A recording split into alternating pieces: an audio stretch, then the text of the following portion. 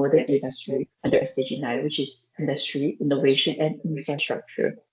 Today, AI is everywhere. Factories are using it to predict machine failures, and banks are using it to detect fraud, and companies use it to automate work faster than ever before. So the question is no longer whether AI is changing the industry, because clearly it is. But the real question is AI genuine sustainable progress, or are these productivity gains coming at hidden costs like worker control, lack of transparency, and declining public trust? And that's where our panel disagrees. So each of the speakers here approaches AI from different angles, one from productivity and business value, and then we also have from workforce and culture, and one is about future technology, and the other one is about ethics and governance. So rather than giving separate speeches, we're going to challenge each other directly. And let's begin with Danish. Or why do you believe AI is genuinely driving the progress? All right, thanks, Lee. For me, my position is straightforward. AI has moved past the experiment stage and is delivering measured value right now. According to an IBM study in 2035, they have surveyed 3,500 business leaders across 10 countries. That is not a forecast or a survey of opinions. Those are reported business outcomes. Two-thirds report significant jump in daily productivity, and 41% expect to recover their entire investment in under a year. Think about that, under a year, full return. And the study is specific about where the risks come from. The biggest when the firms wire AI directly into core systems, software development, and IT operations, not when they bolt it on as a marketing gimmick. So I would like to challenge the assumption I think the rest of the panel starts from, that AI is a risky or expensive luxury we should be nervous about. The data that I have found does not support that. It says AI is a profitable structural upgrade to how industry actually works. I see from panelist is Danish. It's a strong start. So how about panelist Gunalan? I know that you're studying what's happening to the workforce inside those productivity numbers. So do you accept Danish framing or do you not accept? Thanks, Lee. I partially agree with Danish framing. I only accept half of it. I'm not going to dispute IBM's number. The gains are real. And I think it would be dishonest to pretend otherwise. What I dispute is what's producing those gains, because that's where the cost is hiding. According to the article I analyzed, Kellogg, Valentine, and Christine describe algorithms as a new contested terrain of control. They identify six crucial mechanisms. They call them the six R's: restricting, recommending, recording, rating, replacing, and finally rewarding. And their core point is that the algorithmic control is far more reaching than any older form of management because it's constant, it's detailed, and of course, it's often completely invisible to the worker being governed by it. So, take Danish 41% recovering their cost in under a year. My question is, recovered from whom? That figure measures that firm's return. It says nothing about the cost borne by the people whose every action is now recorded, scored, and of course ranked. The productivity is real, but calling it pure progress quietly erases the question that who's actually paying for it? Okay, so regarding about this analyst Arnie, you're looking at where this trend goes next. Is Gunalan describing a permanent feature of AI in industry or a phase we just, I think, we're growing up for? It depends on one variable above all others, which is transparency. Duvidi and College's 2021 described AI is having a dual role. On one side, it enhances productivity, optimizes systems, and opens up genuine innovation. On the other hand, rapid deployment reduces transparency in decision making, what they call the black box problem. And my concern for the future of industry is the speed mismatch. We are scaling autonomous systems across critical infrastructure faster than we can explain them or govern them. So to Danish directly, yes, the gains are real today, but I will argue they are not durable if the system stays opaque. You cannot keep extracting productivity indefinitely from workers, regulators, and business partners who don't understand and don't trust the system. Making the decision. The trend Danish is celebrating only holds if explainability catches up with capability, but right now it doesn't match. So yeah. Okay, so I got the point of the panelists. So how about panelist Khan? You argue that even a company that generally wants to be transparent and the ethical runs into a wall. Can you briefly tell us why? So thanks for having me, Lali, Lali. So exactly, Jobin, Ianka, and Vienna in 2019 did something very useful. They mapped and analyzed 84 separate sets of AI ethics guidelines from companies, governments, and research bodies around the world. Encouraging finding that is that there's real convergence. Five principles showed up again and again, which is transparency, justice and fairness, non-maleficent, responsibility, and privacy. So on paper, the world agrees. And the problem is the second finding. Underneath that, the agreement there's deep divergence on what each principle actually means, on what it matters, and crucially on how it should be enforced. So I want to build an ARNI rather than just repeat her. The issue is not that nobody believes in transparency. Almost everyone signs up to it. The issue is that shared words are not shared practice. The risk doesn't vanish when everyone agrees on principles. It just relocates into gaps between the principle and the implementation. Two firms can be both claims their monitoring is fair and mean completely opposite things, and there's no common standard to settle who's wrong. All right, can I come back to all three of you at once? Because to me, I have noticed a pattern. Everything Gunalan, Arnie, and Khan had said is all about potential costs, potential control, potential opacity, and potential gaps. My evidence is about realized return, money recovered, and productivity that is measured. There's a bit of imbalance in this debate. I'm citing what has already happened, and you're all citing what might go wrong. That's, to me, it's not a fair comparison.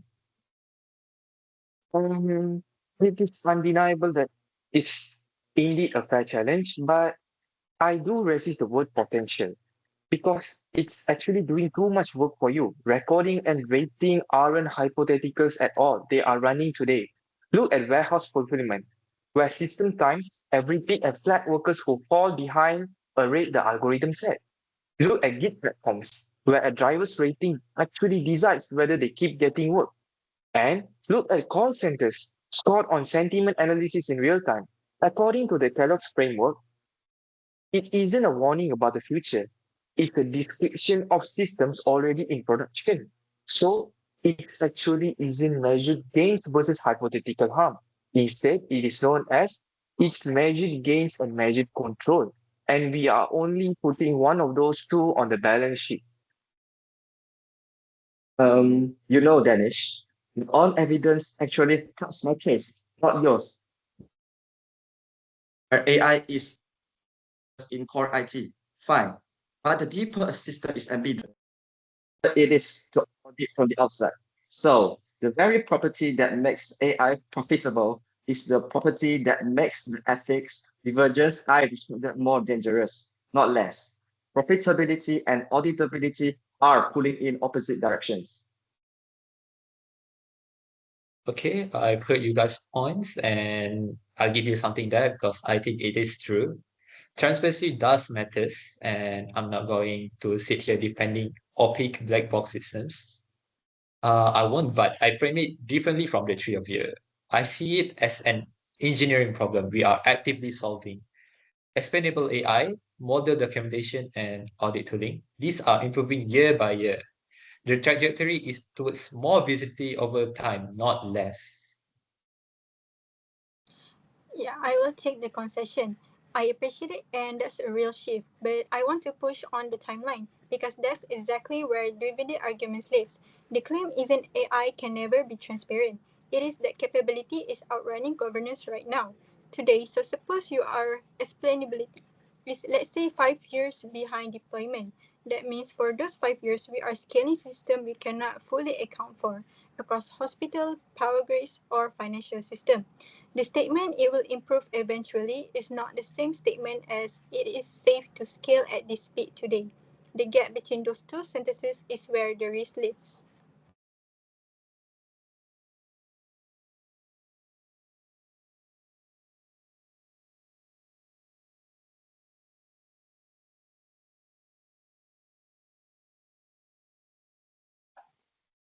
Okay, so I have each the point of view, and I want this to be a concrete scenario, and I want each of you to answer it from your own corner. Imagine a Malaysian manufacturer, a real SDG9 case, trying to industrialize and modernize. So they install an AI system that schedules shifts, monitors output, and predicts maintenance. Productivity jumps 30% in a year. The board is true. So for panelist Danish, is that a success story or just a full stop? In my opinion, largely yes. 30% in a year is exactly the IBM finding playing out in practice. That is real competitiveness. That's jobs the firm can now sustain. That's also a company that survives instead of being undercut by a rival who modernize. That is SDG9 in action, building a resilient industry. And I do realize that I did ask the board one question they didn't ask, like what happens to the 30%? Because if the same system that scheduled the shift is also recording, rating, and ranking the workers, and it almost certainly is, as we can see, that's how it predicts and optimizes. Then some of the gain is the workforce being managed harder, not just smarter. The bot sees a clean productivity line. From my point of view, the worker experiences constant surveillance and a quota that ratchets up. Both things are true at once, and only one is the annual report. So my question to that board is different. Can anyone here explain why this system makes the call it makes? When it flags a worker, or reschedule a line, or order maintenance, does anyone understand the reasoning, or do they just trust the output? But if we rely fully on the output, that is sitting on a foundation that no one can inspect. The day it makes a serious error, and opaque systems do, they won't be able to find out why, and that's when the trust collapses. Well, I do point out that this firm is almost certainly operating under some ethics or governance policy. Most serious companies now have one. But which interpretation of mere monitoring did they adopt? Whose definition of responsible use? Because, as my source shows, there's no shared standard. So, the comforting policy on the world may mean something quite different from what a regulator or the workers or a partner firm will understand by the same words. The policy exists. Whether it constrains anything is a separate question. Alright, I see. So panelist Arnie and panelist Khan, you all are the closest to each other. So you both land on transparency and trust. So let me create some daylight between you. If you could fix only one thing in that factory, which is the bigger lever, is either making the system explainable or enforcing a real standard. So panelist Arnie, you'll be first. Okay, so as for me, I would say explainability, and I would argue it has to come first, because enforcement is impossible without it. You can't enforce a rule against a system nobody understands. The regulator will be auditing a black box. Make it transparent and enforcement becomes possible. Transparency is the precondition. Everything Khan wants depends on it. All right, I do flip that respectfully.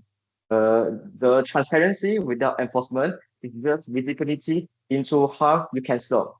You can see exactly what the system is doing, document it perfectly, ism to make them because there's no common standard with TIFF.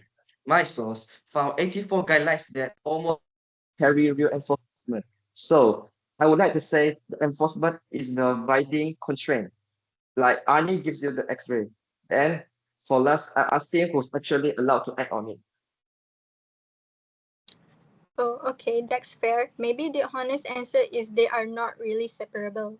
And that's the problem. You need both. And right now, industry has neither at the speed it's deploying. So now I'll pass the panel back to panelist Danish, since they've just agreed the factory needs transparency and enforcement. So does that change your success story? Well, it does complicates it, and I'll admit that much. I still think that 30% is real and worth having. I won't walk that back, but I'll concede this much. I came in framing the causes as solvable engineering problems, and Khan also pointed out about enforcement isn't an engineering problem. You can't code your way to a standard that doesn't exist. That part needs policy, and policy is slower and messier than I like to say. So my position now is narrower than where I started. AI is genuine progress, but the progress is only safe if the governance moves with it, and I accept that is not guaranteed. From my point of view, I want to mark that because I think it's a real movement in this discussion. As we can see from previous Danish conversation, Danish started at its a profitable upgrade. The worries are overblown. And now, as we can see, it's now at its a profitable upgrade if governments keep the pace. That second sentence is actually much harder claim to satisfy, and it's exactly my worker point in different clothes. The productivity is conditional, but not automatic. Okay, all right. So let me try to say where this panel has actually landed, because I think that we have moved on. Danish has shown that no, Danish has shown at previous point, and no one here seriously disputed it, that AI delivers real measured profitable gains, and that for a country pursuing SDG 9, that competitiveness generally matters, and that's the floor of our agreement. But GUNALAN, ARNI, and Khan panelists have shown that whether those gains amount to sustainable progress depends on three things. The productivity figures simply don't capture, which are who carries the control cost, whether the systems can be understood, and whether our shared ethical language suffices contact with practice. And that maps almost perfectly onto SDG 9, which is worth saying out loud. The goal isn't industrialization on its own, but the wording is inclusive and sustainable in industrialization. So AI clearly delivers the industrial part. And our disagreement is that the one we couldn't fully resolve is whether it delivers the inclusive and sustainable part on its own, or only when we deliberately govern productivity, the workforce, transparency, and trust together. So let me give each of you the last closing line. So starting from Danish. To me, AI is a measured, profitable upgrade, and the competitiveness is indeed real. But I also move on today. I now also think that progress is only safe if governance moves with it, but the progress itself is indeed genuine. From my perspective, as I said earlier, the gains are pretty real, but a large share of them is control rebranded as efficiency. Sustainable progress under SDG 9 means putting that cost on the balance sheet instead of hiding it. And as for me, none of this lasts without transparency. Govern the black box while we still can, or the trend reverses and the trust goes with it. All right. I think we already agreed on the principles. That was the easy part. Real progress depends on closing the gap between what we say and what we are actually willing to enforce. So therefore, I think as the moderator, I think that our panel's honest answer is this, is that AI can be genuine engine of sustainable industrial progress under SDG 9, but not automatically and not for free. It earns that title only when the productivity, the workforce, transparency, and trust are governed together at the same speed. Where they move together, it's a progress, but where they don't, it's just a number on a paper, on a report or on a paper. And thank you to my panelists, and thank you for all for listening in.